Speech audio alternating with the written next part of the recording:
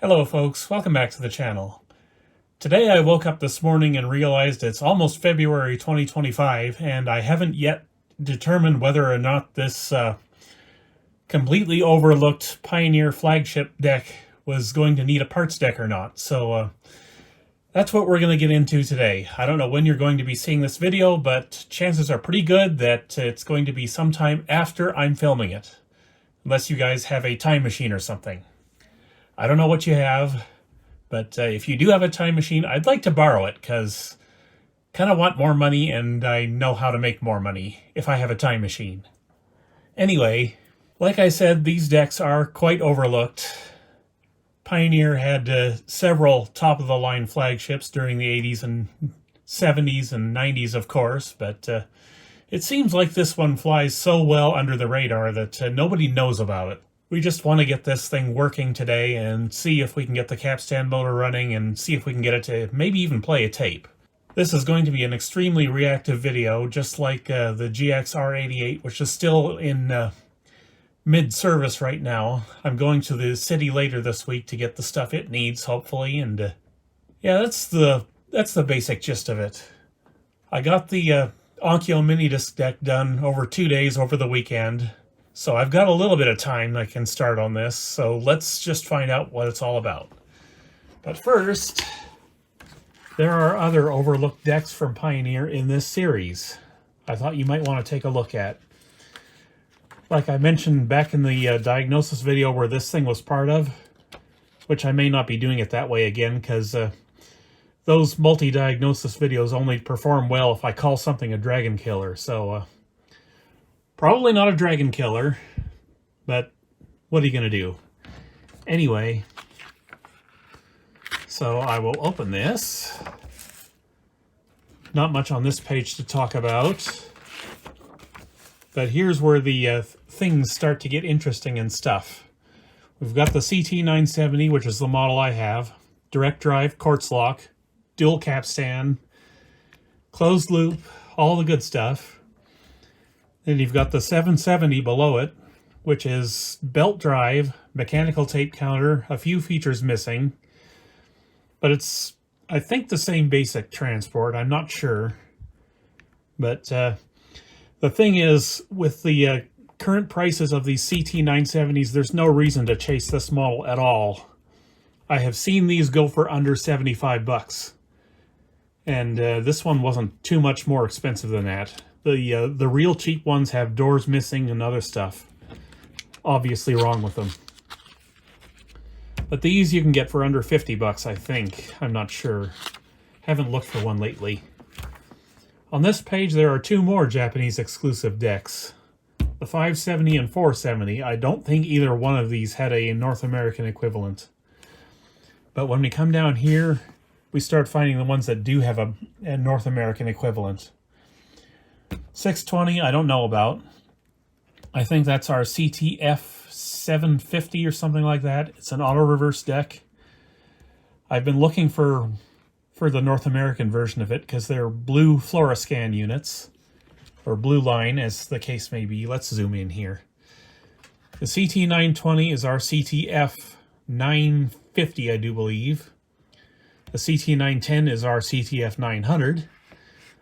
The 720 over here, that's our 850. 520, don't know about. T350, don't know about. 7000, 5000, yeah, whatever. Come on, self, turn the page. You can do this. Oh, that is the last page. Okay.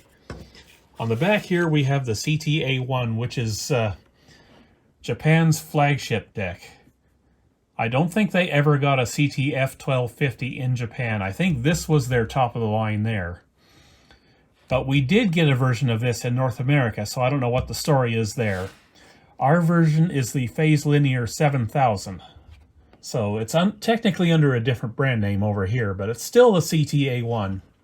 You have to be really careful with those because some of them do have decent heads, but a lot of them do not have decent heads.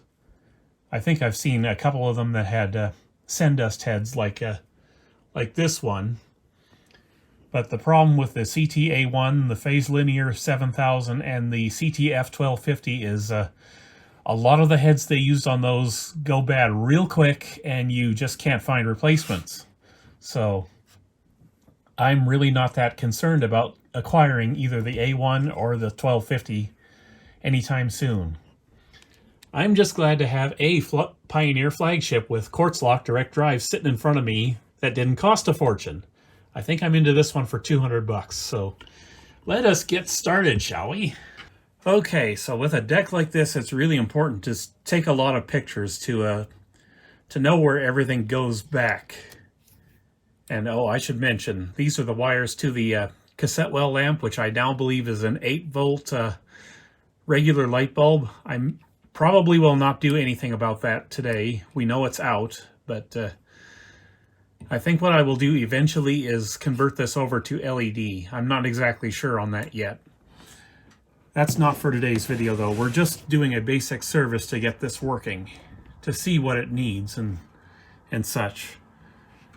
But yeah, definitely take pictures so you know where to put all these connectors back, because there's a lot of these single pin connectors with one wire on them, and they all interchange, so be careful about that. And I'm just taking a look here at the grease down in this part.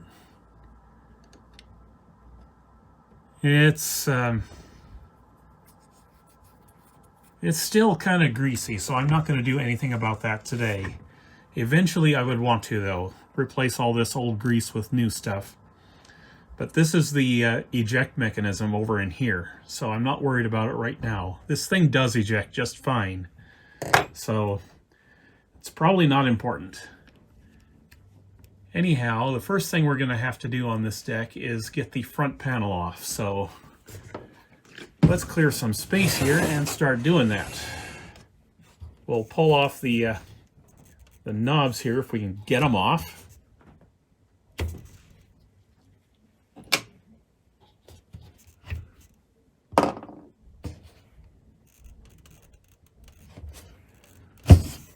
I don't think this deck has ever been touched before, which is very nice. I don't have some other failed repair attempt to deal with in here. Or I shouldn't have. Maybe I will. I don't know for sure. Okay, next step is to remove the decorative door. The actual cassette door is this one here, but that'll come out with the transport. So, like I said in the diagnosis video, you can just release this. It doesn't hurt anything. But I need to get this up on its edge here in order to get that door off. Okay, here's the door if you require me to show it to you. Just a couple of hinges here. One screw each hinge. No problems there. I'll just finish up getting the rest of the face off and we'll see what happens. Okay, off she comes. I'll just take a look to see if it's real easy to get behind these button switches so I can clean out my auto salt from polishing them. Doesn't look too hard, but these little plastic catches might break if I try to do that, so I'm going to have to be careful about that. But that's not for today. We're just getting this working today. Okay, so what do we have here for transport screws? We've got one there, maybe. One there, maybe. One there, maybe. Bunch of maybes in this deck. I've been looking through the audio blog from Japan where they've serviced a bunch of these, and I haven't really found anything obvious as to how the transport mounts. And I see one transport screw right down in there, so let's get that one. We're going to have to find the head wires to disconnect them as well, if we even can.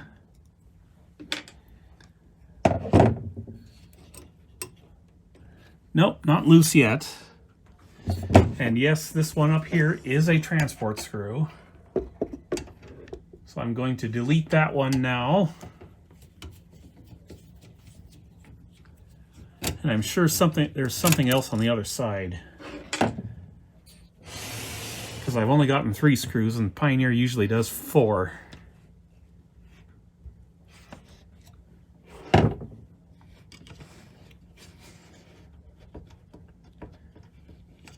I think there's one hiding. It's hiding right behind this foam strip here, it looks like. So yes, indeed, this has never been apart before, because this would be mangled otherwise. I'm just going to do that, peel half of it off so I can get at the screw.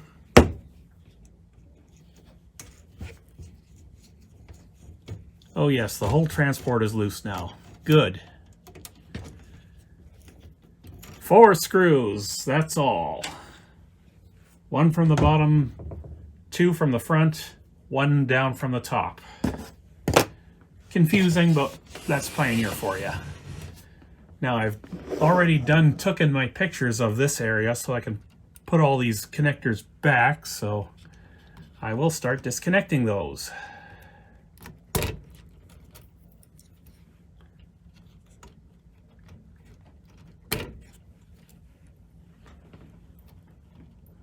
Just trying to make sure that I'm actually unplugging the stuff that really needs to be unplugged. Okay, this one does. Sometimes it's hard to tell what actually needs unplugging on a deck like this. Most of these connectors are different. It's just these single pin ones that are the same, so I'm not too worried about mixing anything up here.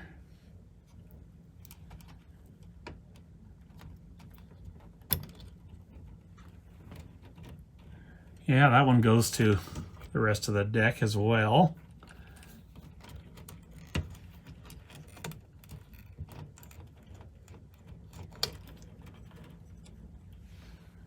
Okay, what else we got here? Got some wires from the transformer that we're probably going to have to desolder in order to get the transport fully out. Yes, we've got these 2 blue wires here that have to come up. So you can handle those in one of 2 ways. You can either desolder the pins from below, or you can get some wire cutters and just push them off the binding posts. Or you can just unwrap them and resolder them later. And I think that's what I might be doing here. These will be AC, so it doesn't really matter which way they go back on, so I'm going to physically unwrap this one and resolder it later. Like so. And what am I going to do on this one?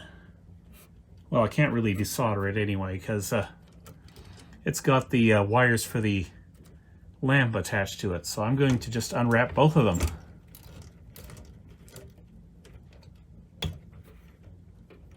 Like so. And you got to watch these types of wires because they break easy. Okay, what else do I need to do? There's going to be stuff underneath the AutoCal board here. So the recording will be done up top here. I believe these are the head wires. I have taken pictures in here too. No worries. And then the playback wires, if I can even show you, are right down here. So I'm going to unplug that and have to cut some zip ties, which is going to be tricky holding this big board up. But what are you gonna do? I already said what I'm gonna do and that's cut zip ties. Okay, is that the only one? Looks that way. Try not to leave it so tangled that I can't get the transport out. Pull them out loose like so. Let this come down. And now maybe we can get this ginormous transport out of here.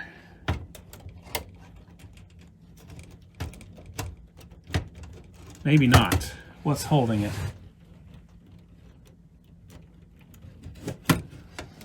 Do we have other wires going through there? Kind of looks that way. Okay, so we'll go back here and try to figure out where they came from, or where they go. These might be the ones I'm looking for. Yes, definitely. And these go up to this connector up here. Remember that. I hope you took pictures of this one. Don't mind me just talking to myself.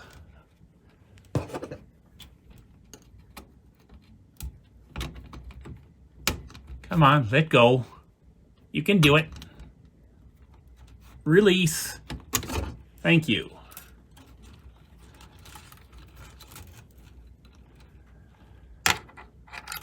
It's going to be a pain tidying this thing up later, I'll tell you what. I think I got something else to disconnect, and I don't know how I'm going to do it holding it like this. Oh, maybe not. Nope, definitely. There's something else. Got a 3-pin wire here. So I may have to mark that one in order to tell where it goes again. So I'm going to try to set this back in here so I can go find that. Okay, that should be good enough to track this one down.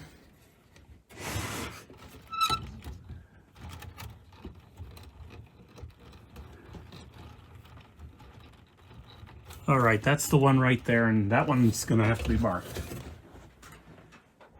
Because it is the same as the other one I disconnected. So I'm going to get a blue marker and just mark it. It's this connector right here, I think.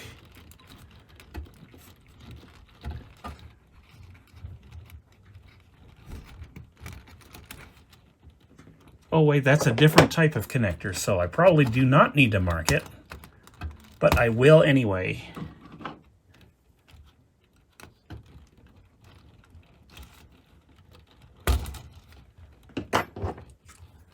So I'll just make a little blue dot on that one and over up here. I know you can't see it, sorry about that. Yeah, blue dot is in place, and I'm gonna, just to be safe, I'm gonna mark the other one as well that I took off that board, but I'll use my green marker for that one. Let's see if we got her freed up now.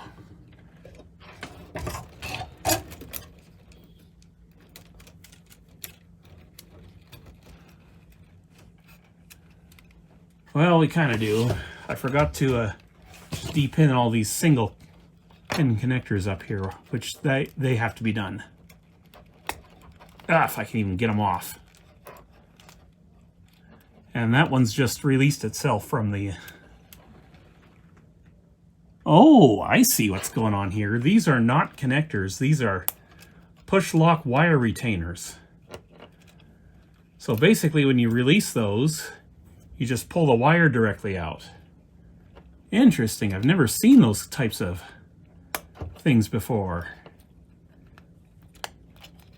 Like I said, though, I got pictures, so I'm not worried about not being able to put this back together.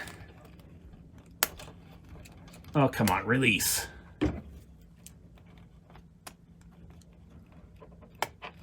There we go. Transport is out. And I think I'm going to put the rest of the deck out of the way. Because this is a big deck. It takes up a lot of real estate on the bench. We needs room to work. Yes, we does. Okay, now we can actually flip this over and see what we need to do here. Hopefully I'm safe putting it down like this. I think I am. I've got a bunch of capacitors here I want to change today. This would be the motor control board right here, I think. Don't know if I see the quartz crystal yet. Oh, yes, I do. It's down there. And I believe the potentiometer for the loading mechanism, or for the door mechanism, needs to come out as well in order to access anything back here. So, yeah, we might as well get started with the... Oh, good Lord, those things are locked right up. No wonder this thing won't start. Anyhow, we best get started and get in here and start working. Just trying to figure out the best way forward to this.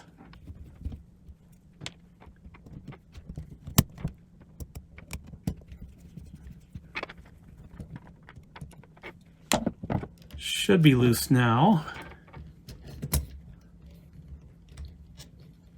And it is. There's your quartz crystal right there. Just taking a look at the capacitors to see what I'm dealing with here. I should have all these. I'll find out eventually. Okay, I've got two wires here. I'd like to figure out where they go. Okay, I see. Those are the power wires for the motor, I think. This board's going to be fun to recap like this, I'll tell you what.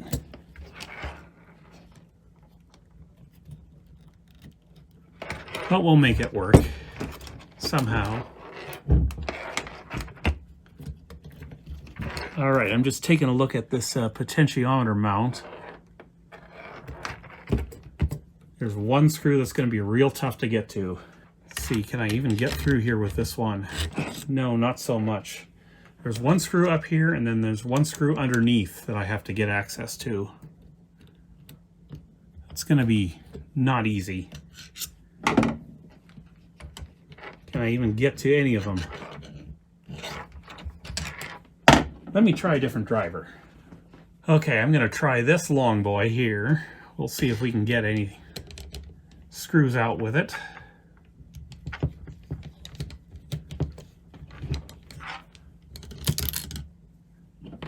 I got the top one. Now, getting the bottom one, that's going to be the tricky part. I'm going to run it through a little hole here.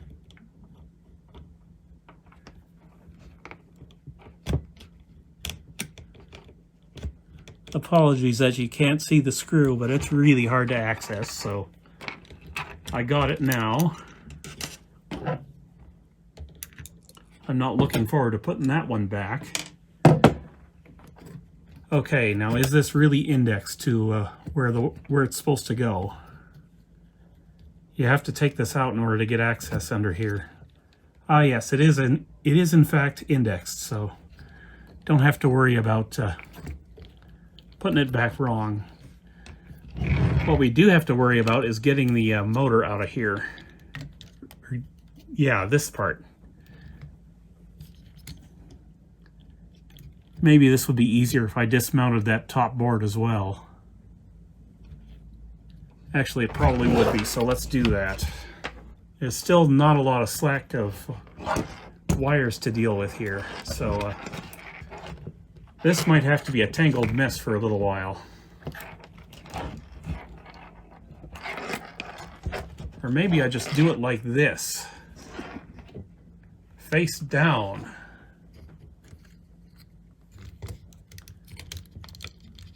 I should be able to get the capstan motor out this way. We'll see. This looks really irritatingly difficult. So I've got this plastic bracket here. Hopefully it comes out. Yes, it does. So I'm going to put the bracket off by itself, along with the motor screws. I'm already starting to wonder if maybe this wasn't a mistake, the way this is put together, but we'll get there. Surely this can't be the worst deck I've ever worked on. We'll just pretend I never said that. Okay, I gotta make sure I remember that this is a different type of screw in the top left corner than the others were.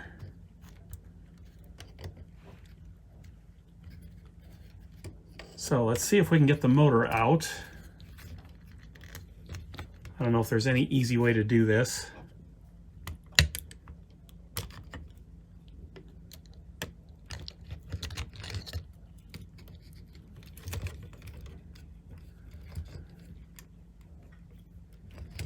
especially when there's a zip tie to cut. I don't even know if I can access that zip tie right now. Yeah, the zip tie I'm referring to is this one down in here. I think I have to cut it because there are wires being retained by said zip tie that don't go to the motor and are acting like they're going to be cramping my style here. Trying not to do damage to these motor coils because they're not something I can fix. Okay, it's cut now. Can I get it off? Yes. Now I've got room to work. I didn't check for any oil retainers under these capstans. I should have done that before I even started, but forgot. Okay, so that's going to be a bear to put back in, that zip tie. So how can I look at the capstans? Fold it down that way, I guess. Yes, there are oil retaining washers on the front of this. Okay, the oil control washers have been freed up, and we can hopefully get the flywheels out now for some very much needed cleaning. Okay, which one's going to be the easier of the two to get out from here? I don't think it matters because they both got to come out. We'll get the motor side out first. And it is out. And check this belt out. Just fossilized. Okay, I'll put that one out of the way and we'll get the other one.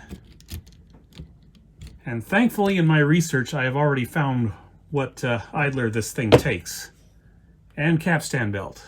It is basically the same capstan belt and the same idler as those big Akai units. So I've got all that stuff. Okay, so I'm just going to not bother running a pipe cleaner through these. I'm just going to add some more oil for now, and hopefully that'll get it going. These are probably very dry, so.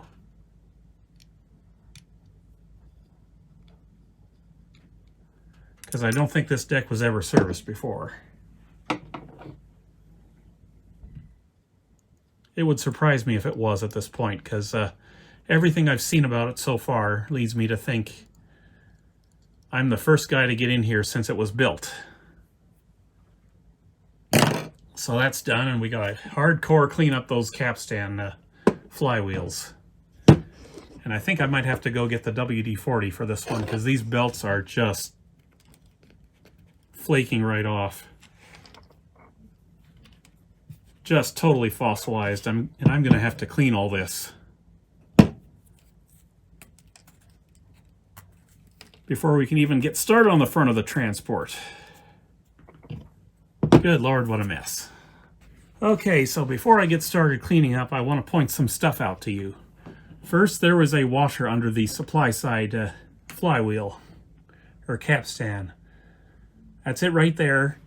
Just goes down right on top of that bearing right there, or bushing, whatever. Bearing, bushing, bushing, bearing.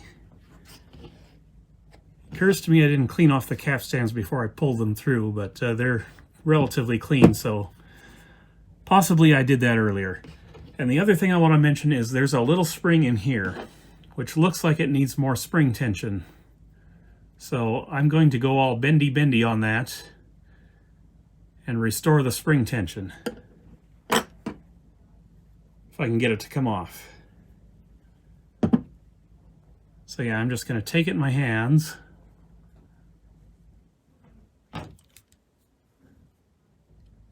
And just add a little bit more tension to yonder spring. This is the kind of stuff you have to pay attention to if you really want the best wow and flutter out of a deck. Because this affects the bearing play in there, or the thrust, or whatever. It makes sure that the supply side capstan rides properly in there. Because if it doesn't, it goes flopping back and forth, and suddenly you don't got no wow and flutter. Well, or vice versa. Too much wow and flutter, I guess it would be. So yeah, that's been respringalized. So I'm going to put it up with that other washer, because they both go on the same flywheel, and there's nothing on this side, so I'm not going to worry about it. I don't think I need to add any grease or anything to this one at all, but whatever. Let's get started cleaning, if we can. Still got a bunch of belt crap to get off this one. I'll just scrape it with my fingernail because it's relatively non-destructive. And I will be going in with an FRSP 8.97 on this deck. I've got one just for it. Oh, what a mess. What a mess, what a mess, what a mess. Okay, so we'll do the motor side on camera, and then I'll go off camera to do the supply side. WD-40 going on.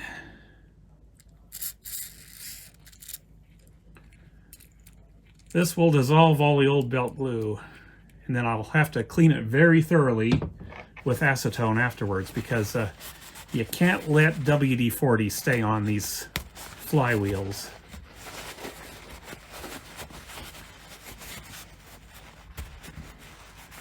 It'll eat the new belt, as I've said in previous videos.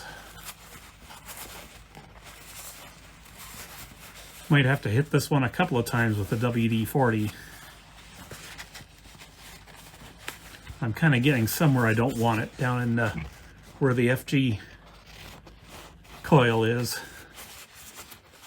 Oh well, I will clean up as best I can and not worry about it. I'm going to go in one more time with the WD-40, and then I'll get out the acetone. Look at how black this is already. Crazy. Okay, that's that one done. I will save that paper towel for the next flywheel, and I will grab a new one just for the acetone.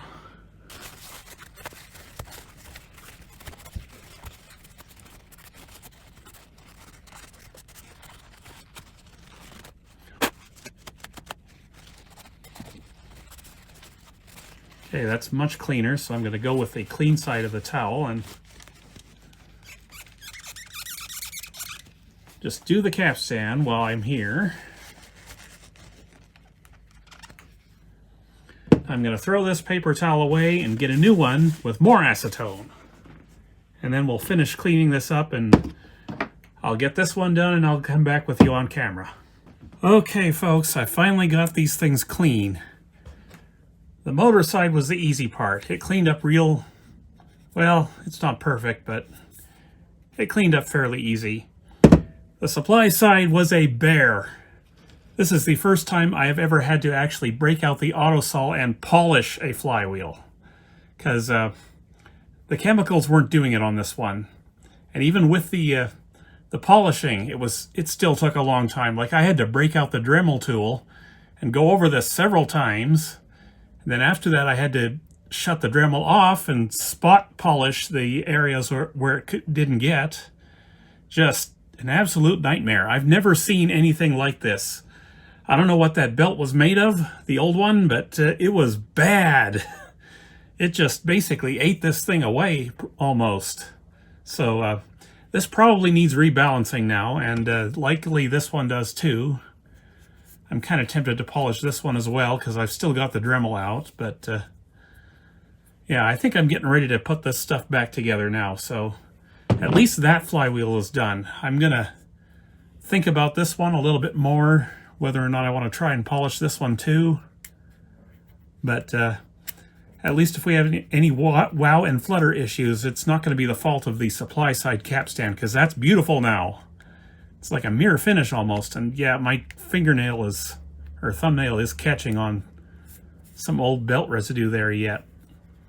But I don't want to go too hard on this one. So Let me think about this for a bit, and I'll lube the front bearings of the capstans off camera, and then we'll get back to you. Okay, folks, I think I got everything back together here, at least for the flywheels. I did end up polishing this one just a little bit. I went around the edge a couple of times with a Dremel and made sure that the belt surface was okay, and I think it is now. Got a brand new FRSP 8.97 in there now, so this should work as long as the motor works. But before I start putting this back together, I kind of want to check these motor coils to see if they're any good. So I thought maybe we'd do that on camera.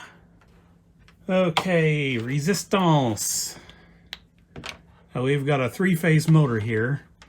The common is down here on this pin, and then the three motor coils, or the three sets of motor coils, all terminate here, here, and here. So we're going to measure between them all. Hopefully, we'll see. This is kind of tenuous the way this is. I don't know if there's a good way to do this or not, but I will try my best here.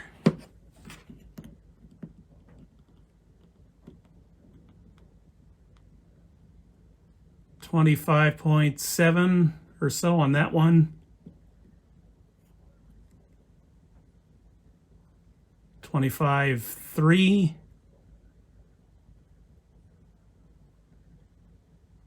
25.7 or 25.3, whatever. They're all about the same. Nothing's open, so we should be good to go here. Now I'm just about done with the back side of the transport at this point, so what I'm going to do is I'm going to go off camera and I'll reassemble this entire mess here. I will recap the motor board as best I can from this angle, and then we'll pick up with the front side of the transport. Okay, folks, we got to talk about the recap job on this thing real quick, because I found some strangeness. Let me straighten this guy up. First off, we've got two tantalum capacitors here, and I hate to leave those in there, but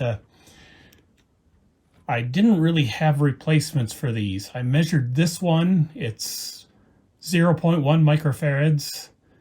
This thing measured all the way up at 250 ohms ESR, so I had to pull them both out to check them.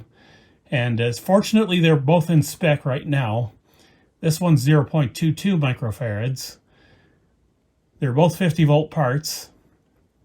The problem I have with tantalum caps is when they fail, they short. So I'm not sure if I really want to leave these in here long term.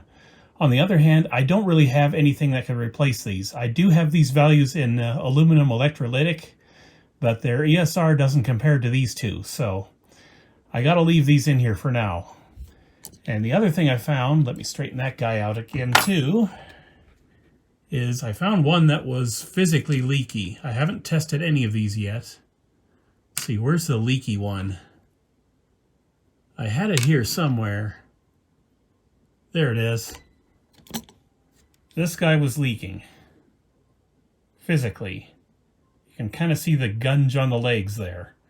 This one's bipolar 1 microfarad, and I've replaced it with a Nichicon Muse, because that's the only thing I have in bipolar 1 microfarad. So it's got one fancy capacitor in here, so I'm going to go ahead and reassemble this now, and then we can start on the front side of the transport and get the idler and the belt and the rest of the belts done and all that.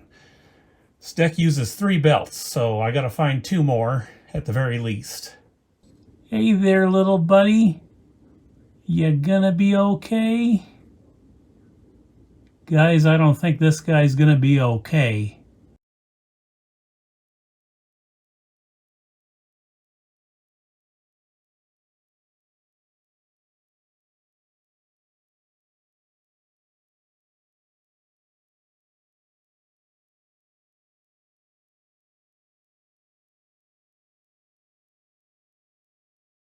Okay, folks, shall we get this a little closer to being done? Like I said, this is going to be more of a reactive approach to doing the front part of this, because we really need to see exactly what's wrong with this deck before we do too much more, but just Just going to test real quick to see how free moving the pinch rollers are, and they look to be good there, so I don't need to take those off, I don't think. Which is good, because it looks like in order to get this door off, you have to take this entire side panel off, or at least get it loose. And I'm really not interested in doing that today. I may or may not be replacing the pinch rollers eventually, we'll see. But for now, we're just going to hit them both with rubber renew and clean them up real good, and just get this thing to a point where it actually works. Because if the capstan motor doesn't work, then we're kind of sunk on this one. And I don't want to put too much time and effort into it before I know for sure whether or not it's going to be worth that time and effort. Even though I did put considerable time and effort into getting the capstan stuff done. So let's get in behind the front here, or the beauty plate, and see what we've got to deal with in here. I'm guessing there's a lot to deal with in here.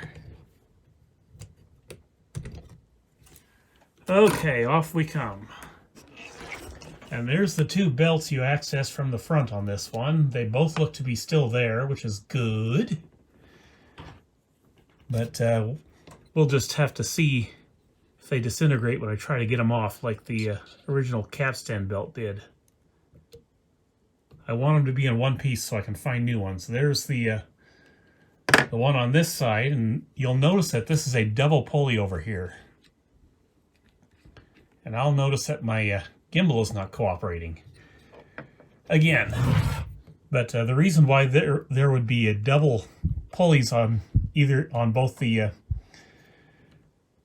take-up spool and this doohickey up here is because that, well, the 770, the next model down, has an analog tape counter, so it would need to have a belt driven off of one of these two pulleys. I don't know which one it would be because I don't have that model, but that is the deal anyway. And there's a little pickup in there that tells the deck when the take-up is running. So that's what that belt is for. I don't know what this one is for. It looks like there's another little sensor up here for telling the deck when this one is not turning. So we need that belt as well. Let me just grab that one if I can. Set that to the side, and there's our idler. How good is that?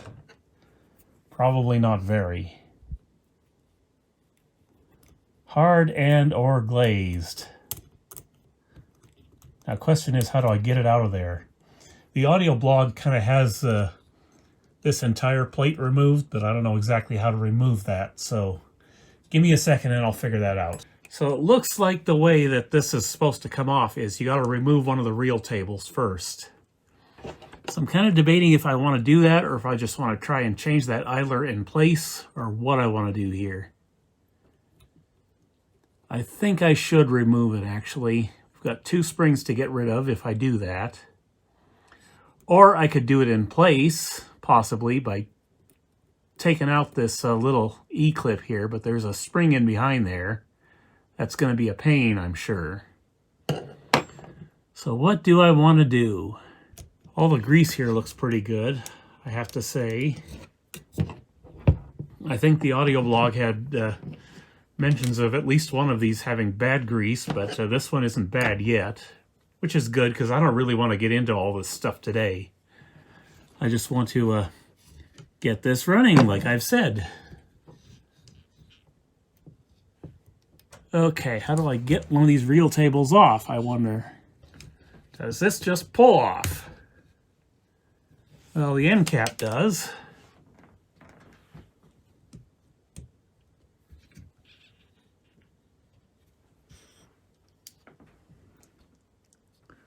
Oh, I see. We've got one of those little teeny tiny washers in there,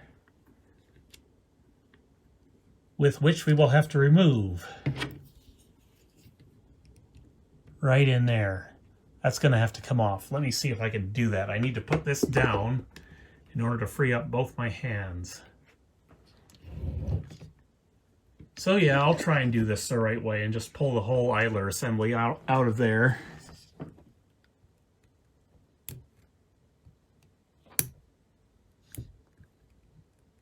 This is already not going well. This little washer is disintegrating as I try to do this.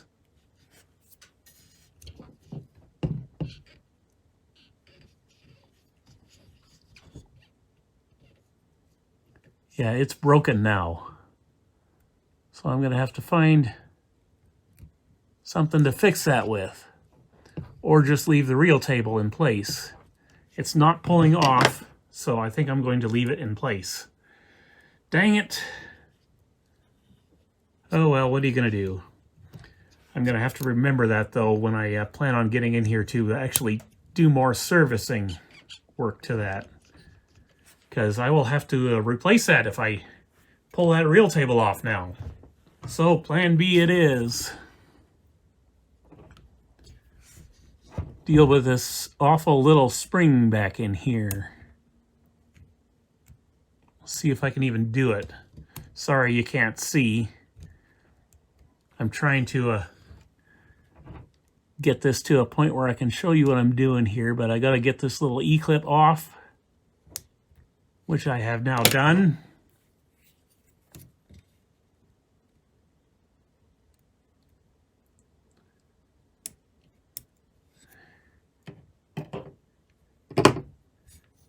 And I'm going to have a washer, it looks like.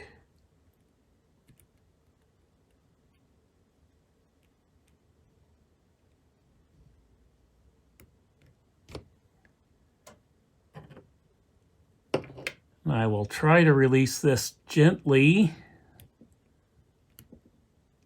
so I can catch everything. There we go. Okay, now off with the idler. And now we can replace the idler.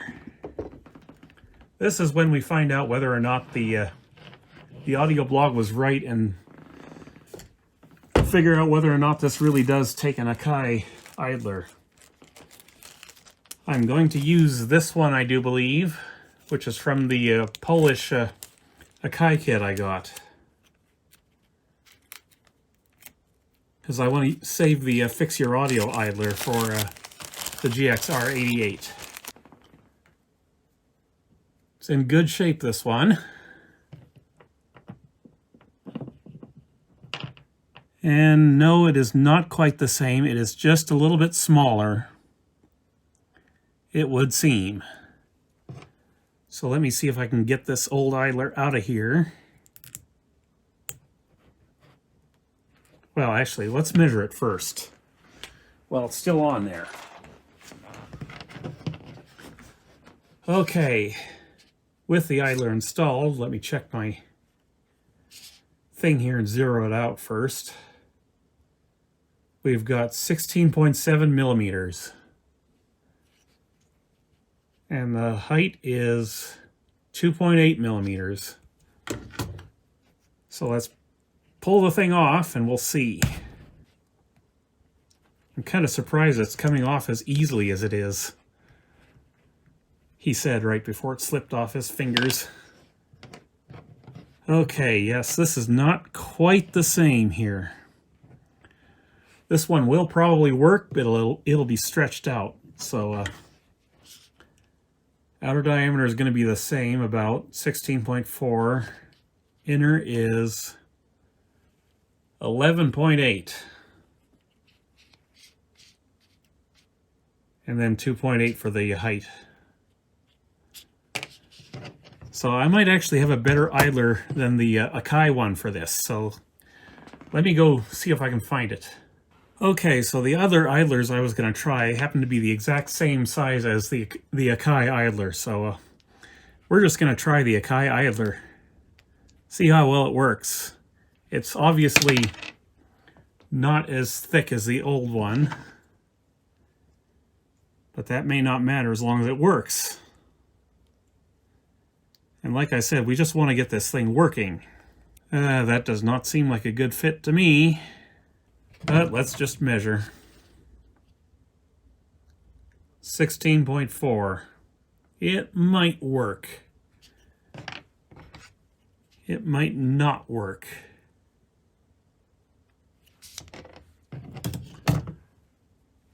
Let me get this on the shaft here.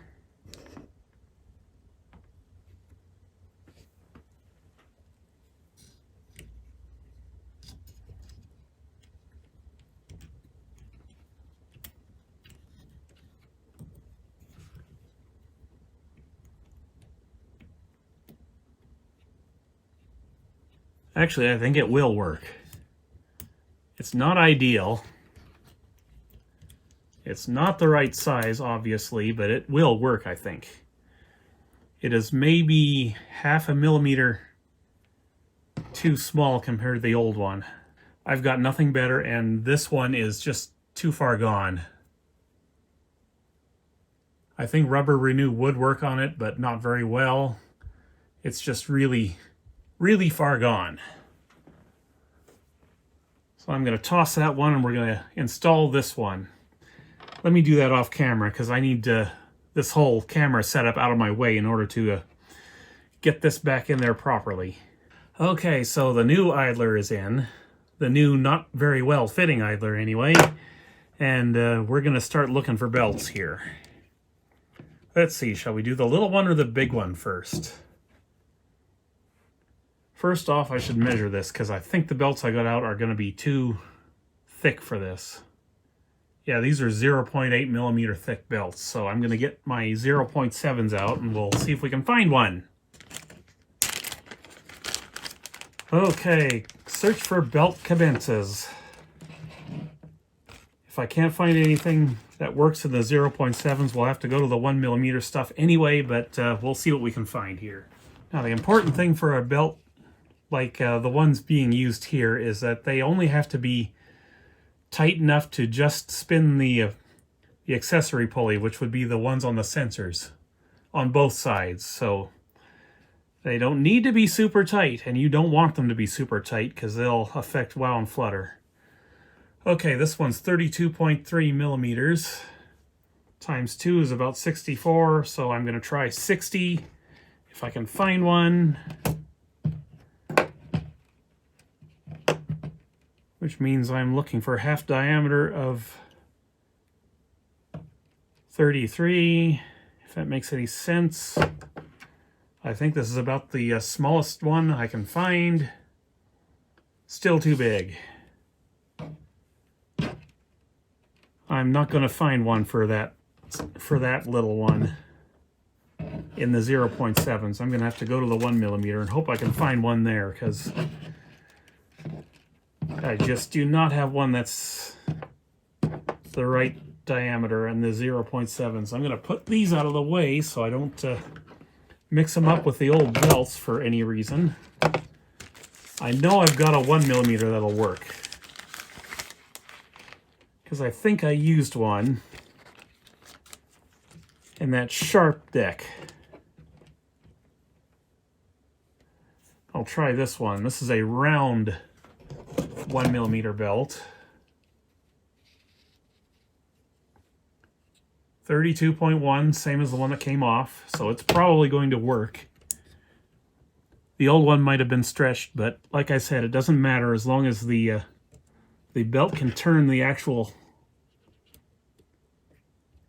do-jangler it's supposed to.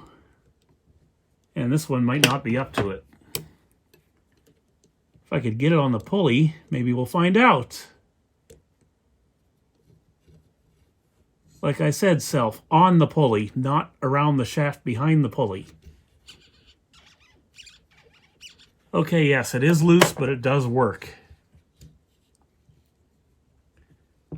I can see it turning the pulley there. Okay, now the other one. This one we will be able to find in the 0.7s, I'm sure.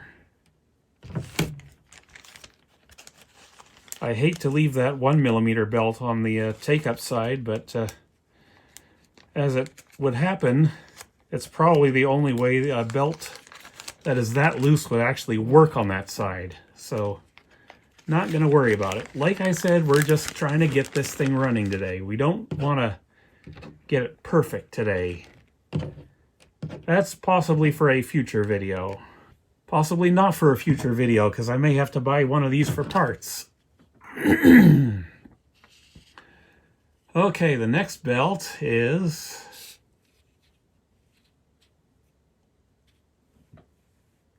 $64mm. So I'm going to try for about 60. Give or take. Let's see what I can find here. This one might do it.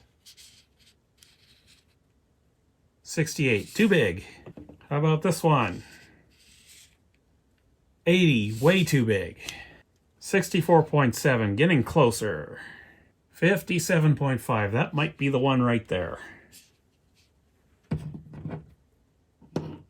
Let me put the old belt out of the way so I don't get it confused.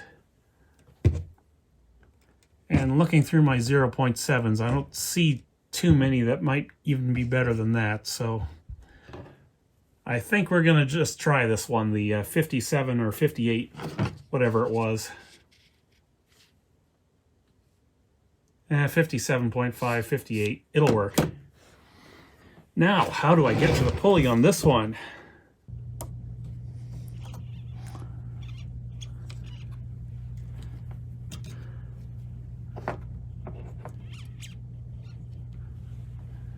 Okay, I got that belt on.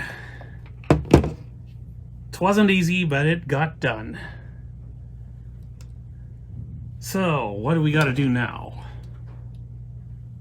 Well, as I'm looking at this, we may have an issue with these brakes here. Right down there, this rubber looks like it's really hard and glazed itself. I'm kind of debating rubber renewing this because it's probably going to make a lot of noise the way they are now. But I really do not want to mess with these reel tables today. Especially when the washers that hold the reel tables on are disintegrating. Actually, I can pull that down far enough to rubber renew that. So let's do that. Why not? I gotta get the stuff out anyway to do pinch rollers. Okay, can you see that? Now with rubber renew, what you want to do is put it on and just let it dry. That's all you want to do. On the audio blog, they just replace these with silicone rings, but I don't really have anything like that. I've got some surgical tube that might have worked, but it did not work on the 666ES when I tried to use it for brakes there. So the 666ES is still using heat shrink tubing. Okay, that one's done. We just gotta let it dry. And we can move on to the next one. Or I can, I'll do that one off camera. Okay, so I wasn't able to actually get to the supply side brake to do that one, so we're gonna get started on the pinch rollers next. There's a lot of stuff to clean up down here that we are going to have to clean up. So I'm gonna iso alcohol the supply side pinch roller using the Q-tip to just spin it around as I clean it. You can use iso alcohol for this. I have not found that it causes any damage long term. It just evaporates right away. But this is just a preliminary pass anyway before I start in with the rubber renew. And that should have gone all the way around, I think. So I need plenty of Q-tips here. And I need my rubber renew, which is right in front of my face. It's just off camera for you guys.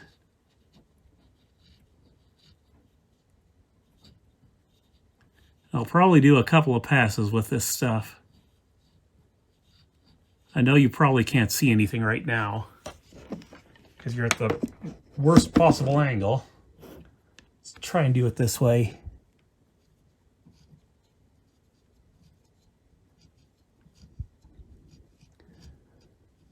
I'm not exactly sure how I would measure this pinch roller to see how big it is. I see it's got a couple of spacers on either side, which may be part of the pinch roller, in which case that would really suck. Yeah, there's quite a bit of crud coming off this. It is responding to treatment, it seems like. Still quite dirty, so I may have to do this a few times. I just wanted to show it on camera for the time being. I may go off camera to do a couple more passes. Okay, I think I'm about done with the rubber renew. I think they'll work, the rollers that are in here. They're not great, but they're not terrible either. But we got lots of cleaning yet to do yet, because there's a lot of nastiness in here. I'm going to get the heads real quick. I see something that should be extracted. I don't know what this is, but it's going bye-bye. And there's a lot of similar garbage and grunge down in there.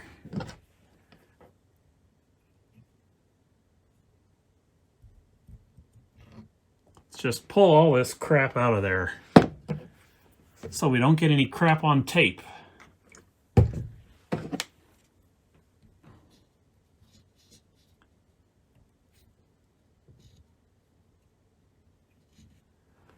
It's almost like fur or something. It's that bad.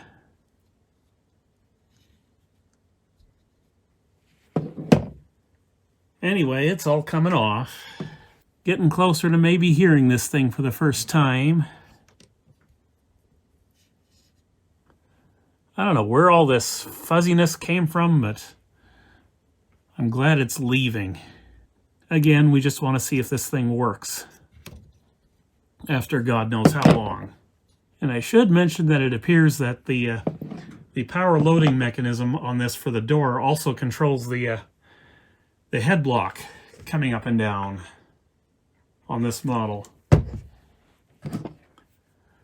So you want to make sure if you're doing anything with this stuff over here that you want to have it all timed properly when it goes back together. Obviously, I'm not doing that today, so I just thought I'd mention it. I got a stubborn hair in there that doesn't want to come out.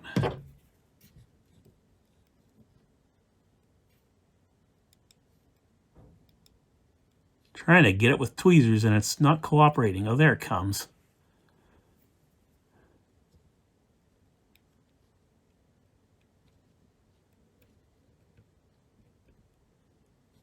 Just fibers and garbage all over this thing. From heaven knows where. Okay, let me get the heads one more time, and I think we're about done with this.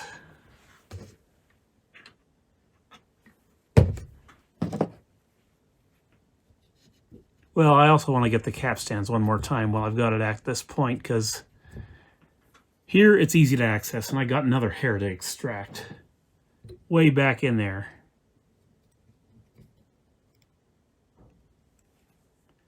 Out it comes. Okay, am I missing anything? I don't think so.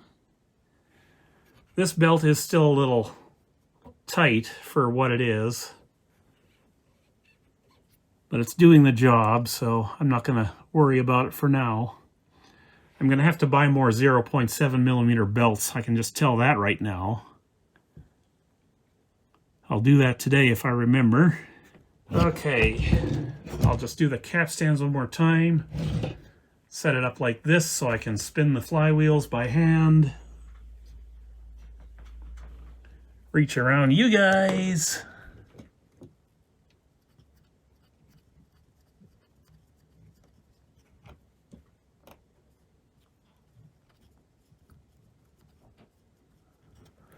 Okay. So, I am going to put all this back together, drop the transport back in the deck, and then we'll see if it actually works. Okay, the transport's back in the deck and remounted and everything. I think I got all the connectors back where they're supposed to go. We're going to do an initial power up and see if the capstan motor starts. I'm not happy with my soldering job over here yet, but it's just temporary, just to see if we can get the thing working for now. I'll clean everything up later, but there's no way I can really get you in here to see what I'm seeing, because I have to be able to look down in there, so I'll show you in a bit if the capstan motor is running. So I've got my flashlight in there.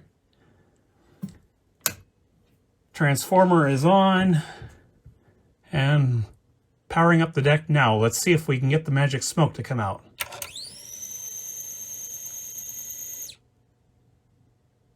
And we have a working capstan motor. That screeching sound you heard was the supply reel taking up slack. Let me see if I can show you here what I'm seeing.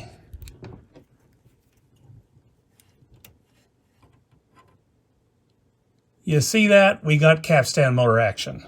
Okay, so now that we know the capstan motor runs, the only thing left to do is to put the front panel back on, and we'll see if it plays a tape or not. Give me a second. Okay, so before we try and play anything with this, I just wanted to show you what I was doing on Tuesday off camera. All of these buttons have now been polished. They're not quite as clean as I would like them to be, but they're all nice and shiny now. Took me 2 hours to get them to that point. Incredibly labor intensive that was. I had to do each button 2 or 3 times in order to get them like that. So, very happy with that, at least for now. I didn't want to go too hot and heavy with that, considering we don't even know if this deck works yet. But anyway, I've got the receiver fired up now, so let's see if we can get any sound to come out of this.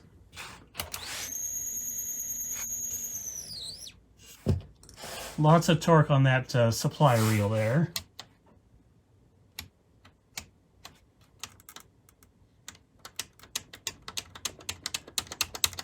Will not eject for some reason. Why not? Let me look into this. Okay, it turned out to be fairly simple. I just missed a connector up top there. I think we'll get her going now, maybe. Let's find out. Okay, yes, we do have eject now. I'm going to use this damage test tape in case we end up losing it today. And I'll take you down here. Actually, I'm going to shut one of the lights off, because we want to see if all these meter segments work as well. Okay, cross your fingers. Here goes nothing.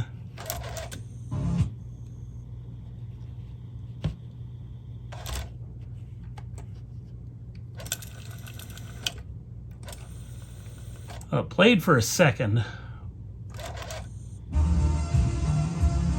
Seems to be doing all right. Rewind. I don't know why it stopped in that one spot, but that was kind of weird.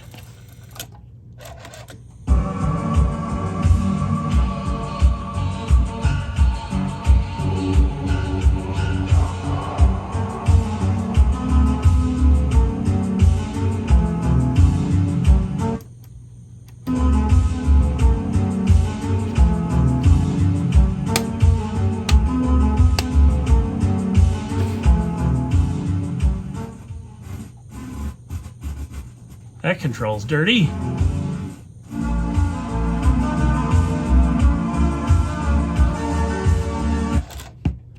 Buddy, how long has it been since you did that last? Playback, that is. Shall we see if the auto BLE works while we're here? It didn't eat the tape. Let's do that. Let me grab the JVC test recording tape here. The one I don't care about losing. I don't know if it really sounds as good as it could yet, but remember, we haven't really done anything beyond get it working, so Heaven only knows. Okay, let's see how this works here. How do I start this? Do I just hit the button?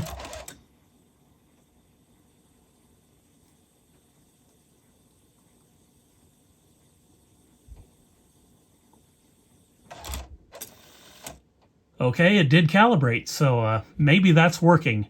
I'll have to test that off camera. I may do a recording test with it as it is now, but probably not, because we've got to get back in there and do more stuff, I think. I really want to lube the reel tables. I don't know how I'm going to do that without new washers to reattach them when I'm done, but very pleased am I. I don't have to buy another one of these, at least that I know of. All of the segments I saw working in here were properly working. I didn't see any missing segments in the, well, in the amount it deflected. Let's just put it like that. Let's go to side B here and do a treble test.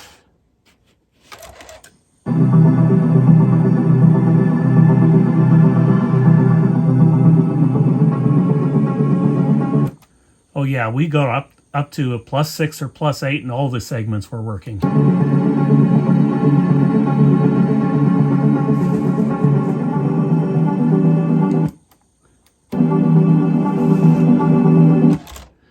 There is very little treble in this deck, so I'm going to have to look into the azimuth for sure, and I don't know what else.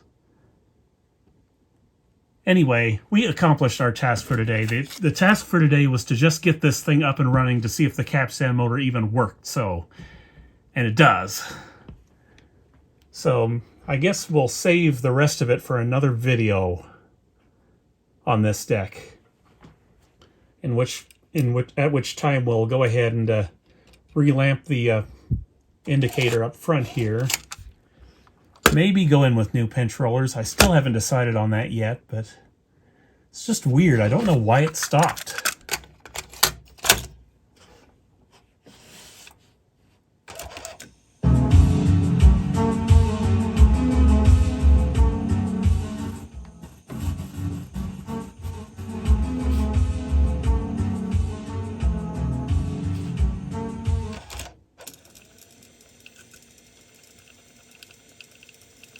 But it does seem to be working, at least reasonably well. And that idler's working. I'm kind of shocked that it's working that well, because it is definitely smaller than the old one was.